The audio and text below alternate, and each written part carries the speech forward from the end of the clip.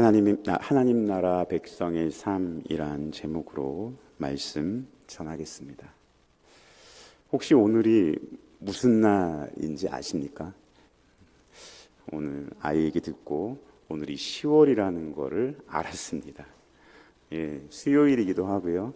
새벽 기도회를 3일 한 날이기도 합니다. 그런데 오늘은 건군 77주년 국군의 날입니다. 요즘 쉬지 않으니까 국군의 날이 잘 인식이 안 되는데, 또 TV로 국군의 날 행사도 없고 그래서 잊혀졌는데, 예전에는 이 국군의 날로 시작하는 10월을 기다렸습니다. 9월은 휴일이 없잖아요. 더군다나 그 예전에는 빨간 날 주일밖에 없잖아요. 토요일도 안 쉬고. 그래서 10월은 휴일의 달이었습니다. 절정이었죠. 1년치 내년 달력이 나오면 막 10월을 보고 10월에 주말 껴있고 하면 며칠 더 쉰다. 4일 쉬면 엄청 감사하고 그랬는데, 10월 1일은 국군의 날, 10월 3일은 개천절, 10월 9일은 한글날. 제가 외국인도 아닌데 이거를 원고를 보면서 읽는다는 게 참, 저거는 조금 나중에 주시면 되겠어요. 저 작년 거예요. 이렇게 10월 상순에 국경일과 휴일이 3일이 딱딱 버티고 있으니까 10월을 맞이하는 마음은 참 기대하고 설레었습니다. 올해 10월은 더 특별하죠. 비록 올해 국군의 날은 쉬지 않지만, 참고로 내일은 또 노인의 날이라고도 하네요. 내일도 쉬지는 않습니다. 금요일인 개천절 3일부터 시작해서 주말과 추석 연휴, 대체 공휴일, 저게 작년 거예요. 이따가 말씀드리면 그때 띄워주시면 좋겠습니다. 저거 아니에요. 저거보다 훨씬 빨간 날이 올해는 많습니다. 한글날도 쉬죠. 그래서 7일을 쉬게 돼 있습니다. 우리 대한민국에 살고 있다면. 그런데 또 대부분의 학교가 10일 금요일, 아쉽잖아요.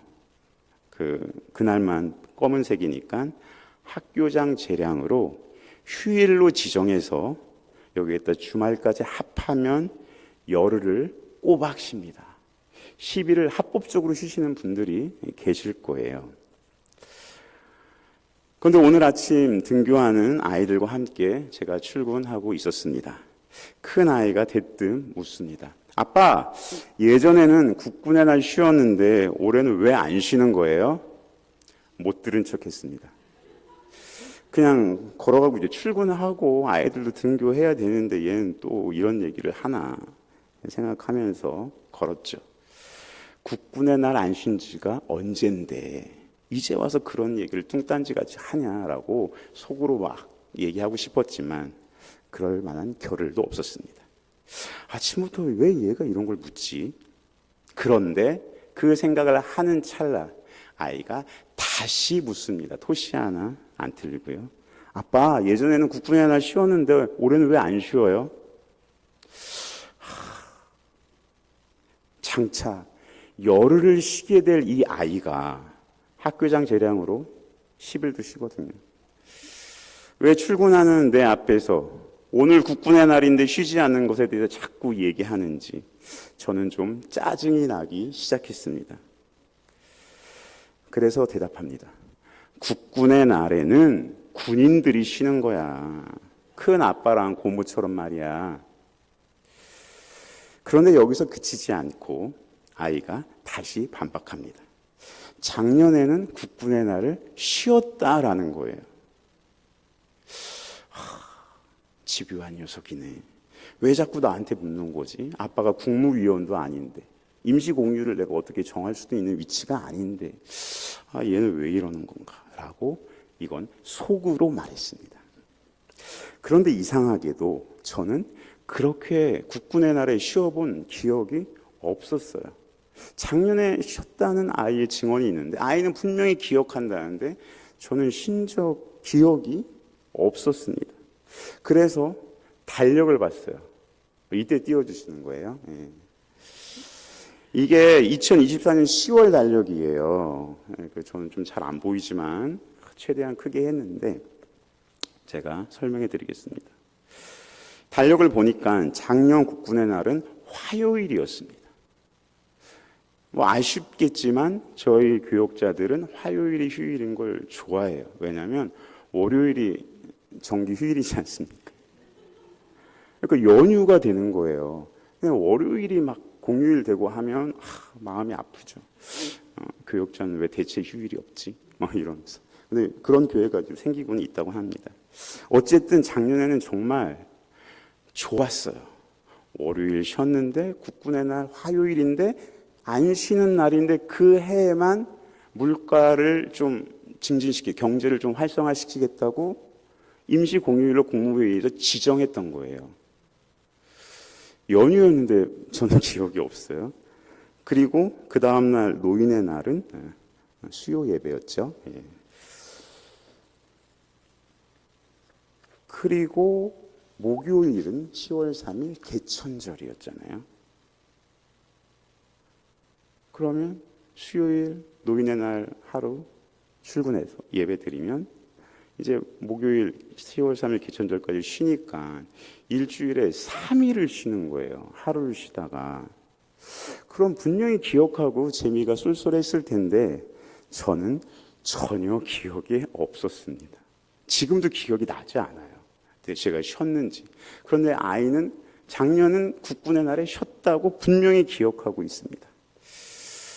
저만 그런 겁니까? 작년에 국군의 날 쉬었는지 기억 못하는 건 저만 그렇습니까? 오늘 본문에 나오는 이스라엘 백성들도 그랬습니다. 출애굽의 은혜를 입었지만 그 감격과 감사는 잠시. 엄청난 사건이었잖아요. 그렇죠? 막 바다가 갈라지고 그 가운데 우리가 건너왔는데 세계 최강군이 홍해에서 몰살되는, 그래서 하나님을 찬양하고 하나님 뜻대로 살겠습니다. 약속하신 땅에서는 하나님을 예배하는 공동체로 살겠습니다. 이렇게 다짐했을 텐데 광야 생활 40년은 불평의 시간이었고 은혜를 망각한 시간이었습니다. 몸은 애굽을 빠져나왔지만 여전히 마음은 애굽을 향했습니다. 몸은 출애굽했는데 마음은 아직 애굽에 포로 잡혀 있는 상태이죠. 육적 출애굽은 경험했지만 아직 영적 출애굽을 회복하지 못했습니다. 하나님의 백성은 하나님 나라의 자원을 풍성히 누릴 수 있습니다. 출애굽을 경험한 이스라엘 백성도 마찬가지였겠죠. 아니, 마찬가지였습니다. 하나님께서 신실하게 40년 동안 기적과 표적을 행해 주셨죠. 그래서 광야 생활 내내 부족함 없이 살았습니다. 그거 자체가 기적이죠. 우리 신발 사면 좀 오래 신긴 하지만 예전에는 한 컬레니까 엄청 빨리 닳았는데 그래도 이제 닳지 않습니까? 그런데 40년 동안 닳지 않은 신발을 주셨어요. 요즘 옷이 잘 나와서 한 10년 이상은 늘 입잖아요. 패션이 바뀌어서 옷을 사는 거지 옷은 멀쩡합니다. 예전에 홍콩에서 옷을 만드는 분 얘기를 들었는데 한국은 옷을 지나치게 잘 만든다. 또 팔아야 되는데 옷이 오래 가니까 잘 안 산다는 거예요. 그럼에도 불구하고 그게 40년 갈 수 있습니까? 가기 어렵죠. 그런데 광야 생활을 하는 이스라엘 백성들은 40년 동안 해지지 않는 옷을 입었습니다. 하나님의 기적 아니고는, 하나님의 은혜 아니고는 가능하지가 않습니다. 그럼에도 하나님께서 주신 은혜는 깡그리 잊어버리고 현실의 어려운 마음 바라봤습니다. 광야의 학교에서 하나님 나라의 백성의 삶을 배우지 못했습니다. 몸만 출애굽을 한 채 영적 출애굽을 경험하지 못한 것입니다. 하나님 나라의 백성의 삶은 어떠해야 할까요? 우리는 과연 영적 출애굽을 경험하고 있습니까? 하나님의 약속은 예수 그리스도로 성취되어서 우리에게 무한한 복락을 허락해 주십니다. 그러한 삶이 하나님 나라 백성의 삶입니다. 예수님을 믿어 하나님의 복을 누리는 신자가 어떻게 살아야 할지 오늘 본문을 통해 살펴보겠습니다. 첫째로는 하나님을 사랑하며 살아야 합니다. 오랜만에 한번 반복할까요? 하나님을 사랑하며 살아야 합니다. 두 번째 할 때는 좀 크게 해주세요. 저도 낯설고 우리 여러분들도 낯설기 때문에. 아닌가요? 지금 확실하게 하고 가야죠. 다시 한번 반복합니다. 하나님을 사랑하며 살아야 합니다. 아멘. 그러나 이스라엘 백성은 우상을 섬겼습니다. 그 광야에서. 하나님을 사랑한다면 하나님의 뜻에 순종해야 합니다. 그것이 바로 사랑하는 것이죠. 저희도 저의 아이들이 저를 사랑한다고 무수히 얘기하지만 믿지 않아요. 그런데 사랑하는구나라고 느끼면서 뿌듯할 때가 있어요. 제가 시킨 걸 했을 때. 마찬가지겠죠. 하나님을 사랑한다면 하나님의 뜻이 무엇인지 구하고 그 구한 뜻대로 살아가는 것, 그것이 바로 하나님을 사랑하는 것입니다. 하나님의 뜻과 상관없이 자기 마음대로 사는 것이 하나님을 사랑하는 삶일 수는 없는 것입니다. 연애할 때 그렇잖아요. 내가 원하는 것을 해줘야 되는데 자기가 하고 싶은 것을 막 해줍니다. 좋습니까? 아, 그래, 저 사람이 나를 사랑하는가 보다라는 생각은 들지만 귀찮고 짜증까지 납니다. 나에게 필요 없는 걸 계속 주고 내가 필요한 거는 전혀 모르는 것이죠. 인격적인 교제가 이루어지지 않는 것입니다. 마찬가지죠. 하나님과 하나님의 백성, 하나님과 하나님의 자녀의 관계도 하나님의 뜻이 무엇인지 분명히 알고 그 뜻에 맞게 우리가 순종하며 살아야 합니다. 이스라엘 자손들은 하나님의 뜻을 전한 그 모세를 거부합니다. 모세를 거부한 것으로 보이지만 사실은 하나님을 거부한 것이죠. 그리고 자신들을 위해 자기 손으로 만든 우상을 만들고 기뻐하며 환호합니다. 우리가 원하는 것을 성취했을 때 얼마나 기쁩니까? 그렇죠? 제가 초등학교 때 미국에서 어떤 박사님이 와서 그럴 때 엔돌핀이라는 물질이 나온다 이렇게 말씀해 주셨는데, 그런데 그게 과연 하나님의 뜻과 상관없다면, 우리가 기뻐하며 환호하며 심지어 엔돌핀까지 나오는 그 즐거운 일이 과연 하나님을 사랑하는 일이겠습니까? 지난 40년의 광야 생활을 마친 모세는 민족 지도자로 부름받았습니다. 그리고 나서 그 이후에 모세가 겪어야 할 또 다른 40년간 남은 생애에 대해서 지금 산헤드림 공회에서 변론 설교를 하고 있는 스데반은 다음과 같이 집약했습니다. 우리 36절 말씀, 사도행전 7장 36절 말씀 우리 한 목소리로 함께 읽습니다. 시작. 이 사람이 백성을 인도하여 나오게 하고 애굽과 홍해와 광야에서 40년간 기사와 표적을 행하였느니라. 아멘. 또 38절 말씀 우리 함께 읽습니다. 시작. 시내산에서 말하던 그 천사와 우리 조상들과 함께 광야 교회에 있었고 또 살아있는 말씀을 받아 우리에게 주던 자가 이 사람이라. 아멘. 스데반은 모세의 그 40년간의 삶을, 백성을 인도하였던 그 40년간의 삶, 지도자의 삶을 세 가지로 요약합니다. 첫 번째는 백성의 인도, 출애굽을 말하죠. 두 번째는 40년간의 기사와 표적, 세 번째는 생명의 도, 율법의 수여를 말하고 있습니다. 이것은 모세의 40년간의 생애를 가장 잘 집약한 분석입니다. 출애굽, 기사와 표적, 율법의 수요.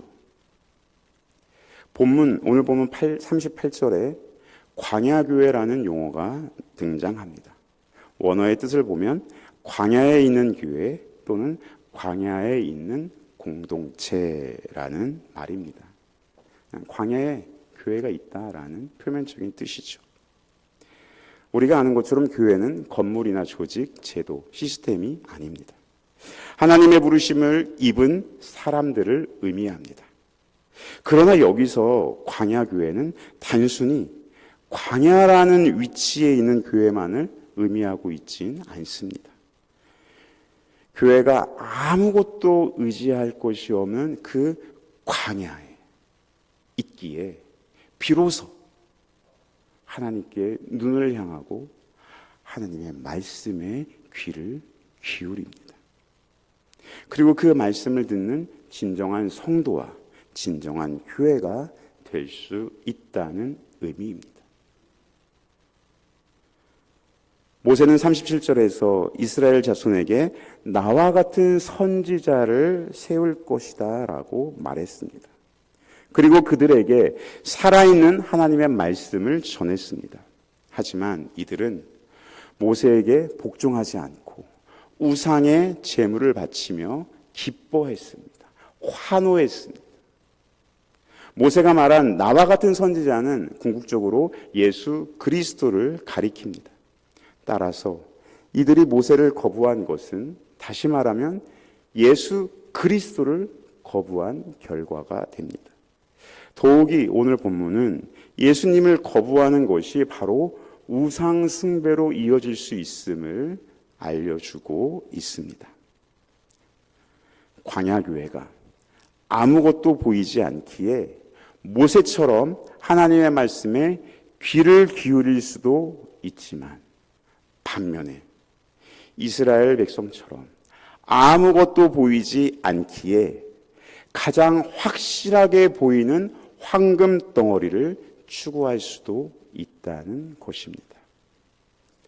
스데반의 시각에서 볼 때 이와 같이 준비된 모세의 리더십에 대한 이스라엘 백성들의 반응은 너무 부정적이었습니다. 모세 오경에 나타난 이스라엘 백성들의 그 광야 40년간의 삶은 스데반의 설교에 의하면 모세의 명을 거절하는 불순종, 그리고 애굽을 향하는 마음, 그리고 우상 숭배를 대변하는 금송아지로 집약했습니다. 불순종, 애굽, 금송아지. 이스라엘 백성들은 끊임없이 애굽으로 돌아가려고 했습니다. 그리고 금송아지를 만들고 자신을 애굽에서 인도하여 낸 신이 바로 이것이다라고 외쳤습니다. 모세의 명령에 불순종하고 애굽에서의 그 풍요로움을 그리워하며 유일신 하나님을 섬기는 대신 이스라엘 백성들의 그 40년간의 광야 생활 모습은 우상 숭배로 요약할 수 있습니다. 이러한 것은 이 세상을 살아가는 우리 인간들의 모습을 그대로 대변해주고 있습니다. 스데반은 그러한 일이 얼마나 어리석은가를 설명합니다. 40년간 하나님 앞에 희생과 제사를 드리지 않고 몰록의 장막과 신 레판의 별을 받들고 급기야 금송아지를 만들어 섬기는 그 우상 숭배 결과 출애굽한 이스라엘 백성들 가운데 여호수아 갈렙 외에는 그 누구도 약속의 땅에 들어갈 수 없었습니다. 게다가 스데반의 지적대로 그들의 후손이 가나안에서 다시 바벨론으로 포로로 끌려가 이방의 객이 되는 형벌을 받게 되었습니다. 사도행전 7장 41절 말씀 우리 한 목소리로 함께 읽습니다. 그때 그들이 송아지를 만들어 그 우상 앞에 제사하며 자기 손으로 만든 것을 기뻐하더니. 모세를 거부한 이들이 우상을 만들고 기뻐했던 것은 과연 무엇을 의미하고 있습니까? 하나님을 사랑하는 자는 자기를 위해 살지 않습니다. 이스라엘 자손들이 금송아지를 만든 이유는 우리를 위해 또 우리를 인도할 신이 필요했기 때문입니다. 철저히 자기를 위한 선택이었습니다. 제가 모태신앙이긴 하지만 하나님을 믿지 않았습니다. 종교 자체에 진전성을 제가 부여하지 않았어요. 군대를 갔죠. 후임병과 보초를 서고 있었습니다. 저는 그때에도 군교회에서 신우회장이었어요. 사단교회였거든요. 엄청 큰 교회잖아요. 그 군대에서 교회에 나오는 사람, 수요 예배 나오는 사람, 새벽 예배까지 나오는 사람은 많지 않습니다. 군종병 외에는. 근데 저는 그렇게 했어요.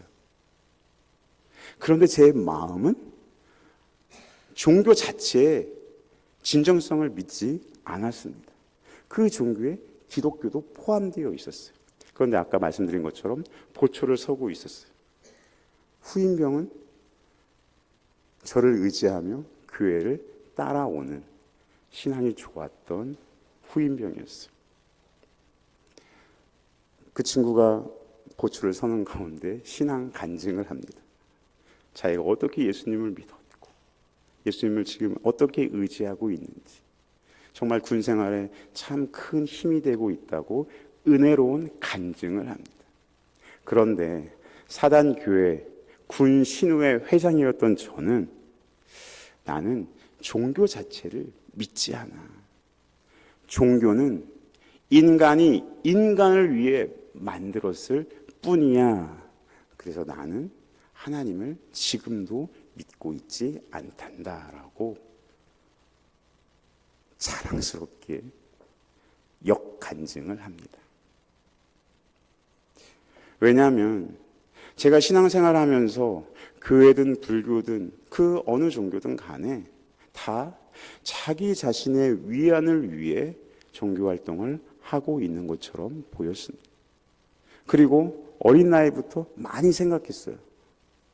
과연 하나님이라는 존재가 있는가? 하나님 밑에 예수님, 석가모니, 마호메트, 맹자, 공자 이런 것들이 있는 건가? 여러 가지 생각을 했죠. 그리고 내린 결론은 인간이 자기 유익을 위해 만든 것이 종교다. 그리고 대학을 가니까 여러 가지 막 사상책 막 읽을 수 있잖아요. 주민등록증만 내면, 학생증만 내면 김일성 주석이 쓴 세기와 더불어라는 그 방대한 자서전도 읽을 수 있었습니다. 막 좋은 말 나오죠. 종교는 아편이라 라고 마르크스가 얘기했고 모택동도 얘기했구나. 김일성이 선교사 집안이고 목사 가정이고 그랬는데 결국은 그 종교에 대해서 회의를 느끼고 결국 이 땅에 지상낙원을 만들려는, 유토피아를 만들려는 사상을 실현했구나 라고 접하게 됩니다. 그래서 확신했죠. 종교 생활은 할 수 있지만 그 종교가 나를 궁극적으로 책임지지는 않는다. 왜? 내 자신을 위해 만든 것이 종교이기 때문이다. 그런데 이제는 지금도 그렇게 갖고 있으면 이 자리에 없었겠죠. 자기 자신을 위해 그 만든 종교, 그것이 바로 우상 숭배다라고 오늘 본문은 이야기하고 있는 것입니다. 그래서 우리가 아무리 교회 생활을 잘 하더라도 그게 우상 숭배가 될 수도 있는 것이죠. 자기 자신을 위한 삶으로 우리가 신앙생활을 하고 있다면 그것이 우상 숭배에 빠질 수 있는 것입니다. 주님을 사랑하는 자는 자기를 부인하고 십자가를 지고 주님을 따르는 삶을 살아야 합니다.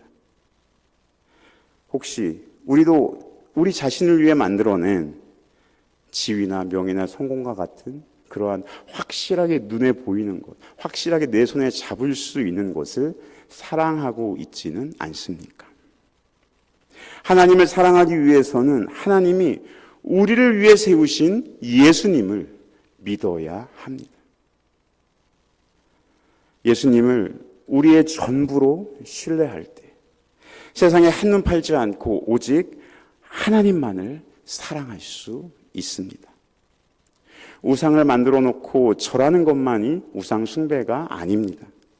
예수님을 의지하지 않고 세상을 의지하는 것, 그것이 바로 우상 숭배의 본질입니다. 오늘날의 물질을 지나치게 숭배해서 모든 판단 기준을 다 물질에 두고 재단합니다. 그리고 막 서열을 매기죠. 예전에 저희 막내 삼촌이 은행 지점장을 하고 있을 때 은행에서는 어떻게 각 직업군들을 평가하는지 이야기해 주더라고요. 군인은 어디 소령 이상, 교육공무원은 부장 이상, 공무원은 7급 이상. 이런 사람이 아니면 대출을 잘 안 해주고 싶다. 그 정도는 돼야 은행에서 사람 대접 받는다라는 것을 예전에 어렸을 때 들었습니다. 그러한 세상 속에서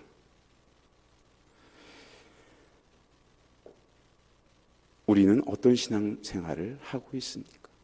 부자가 되기 위해 예수님을 믿고 있다면, 나 자신의 만족을 위해 예수님을 믿고 있다면, 그것은 예수님이 아닌 물질을 숭배하고 나 자신을 숭배하는 것입니다. 인간은 천성적으로 그렇게 살아갑니다. 언제부터요? 창세기 3장부터. 하나님이 먹지 말라고 한 그 선악을 알게 하는 나무의 열매를 먹은 순간부터 자기 자신이 피조물이 아니라 하나님의 자리에 선 그 순간부터 인간은 자기 자신을 위한 삶을 살아갑니다. 우리가 이 교회라는 공간에서 예배를 드리고 있지만 우리는 끊임없이 내가 하나님이고 내가 결정해야 되고 내 유익을 위한 삶을 살아야 한다고 날마다 다짐할 수 있는 것입니다. 그러한 존재가 바로 우리입니다. 신자는 부자로도 살 수 있고 가난하게도 살 수 있습니다. 중요한 것은 예수님으로부터 오는 그 은혜와 평강을 구하며 사는 것입니다. 예수님으로 만족하지 못할 때 필연적으로 우상 숭배로 이어질 수밖에 없습니다.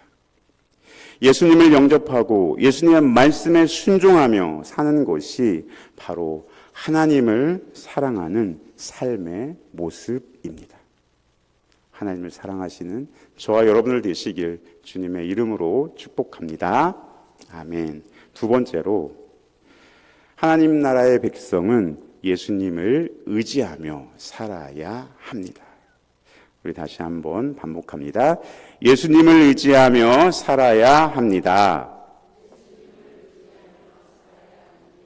아멘. 이스라엘 자손은 성전이라는 형식에 갇혀서 성전 대신 예수 그리스도를 의지하지 못했습니다. 스데반은 사람들 앞에서 성막과 성전에 대해 설명합니다. 성막은 모세 때 하나님의 말씀대로 만들어지고 다윗 때까지 계속된 것입니다.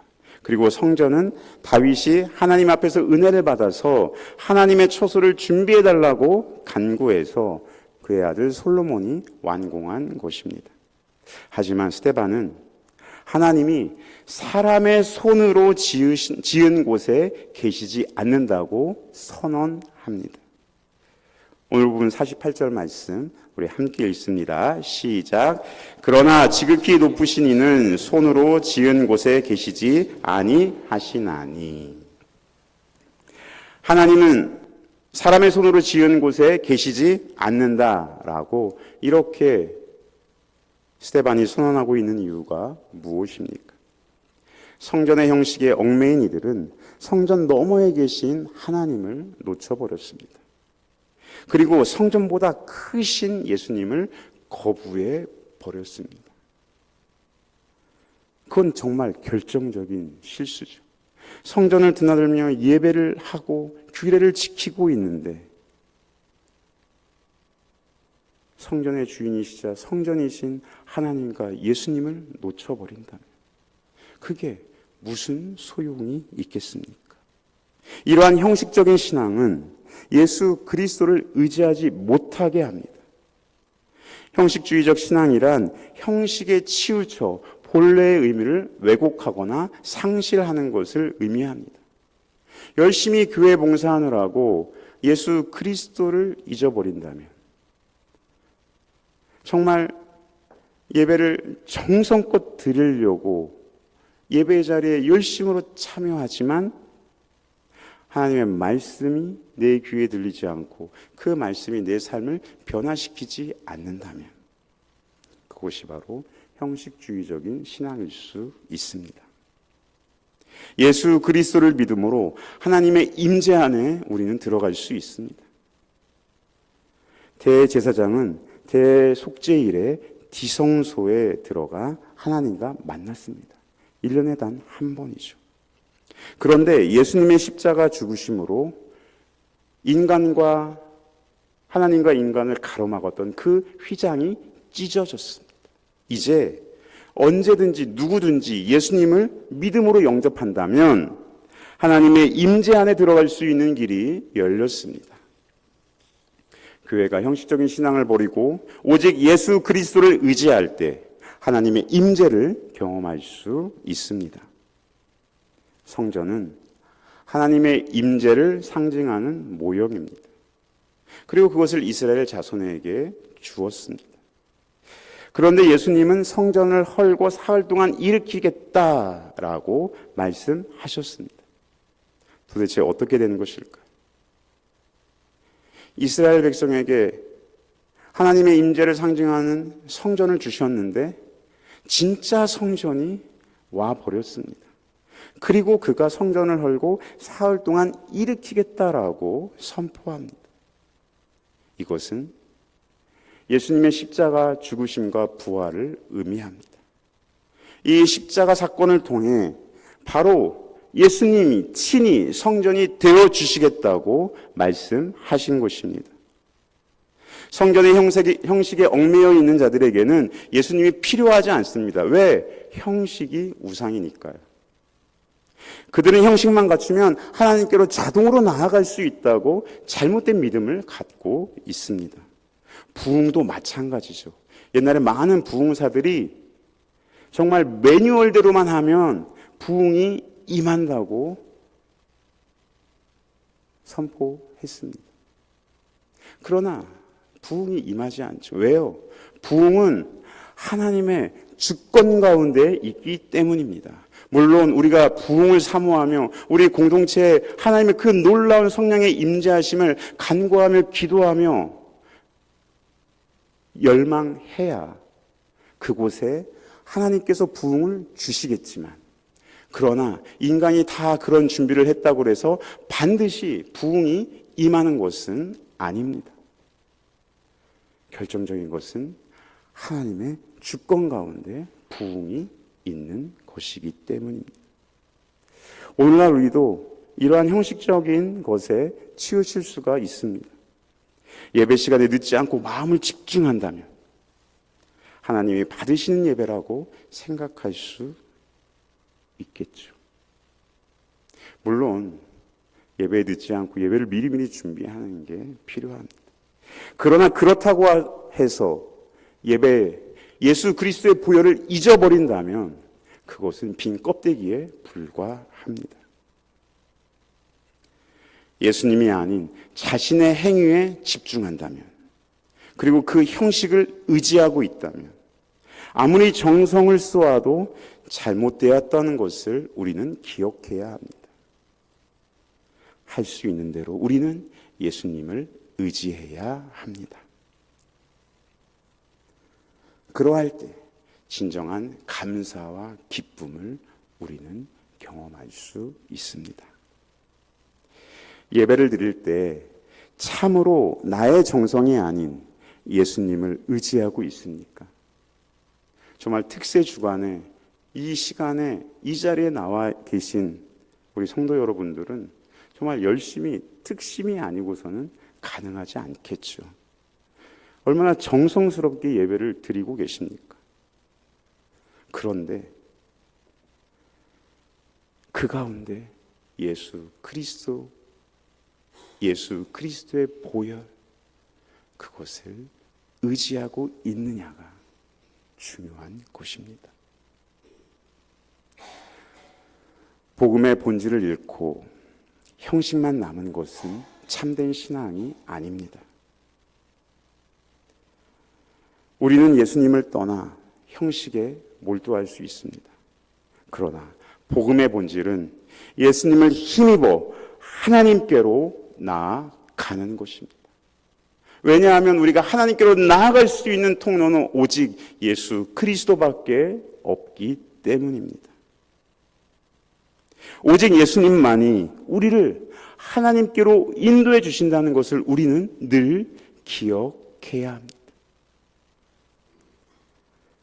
예수 그리스도를 늘 의지하시고 하나님께로 나아가시는 저와 여러분들 되시길 주님의 이름으로 축복합니다.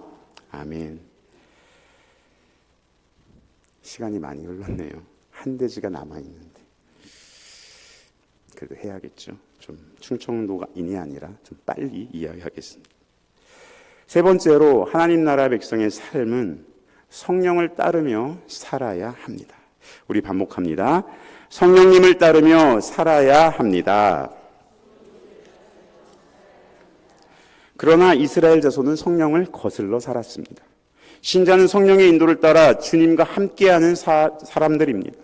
스데반은 율법을 금과 옥조처럼 여기던 이스라엘 백성에 대해 율법을 받고도 지키지 않았다고 평가합니다.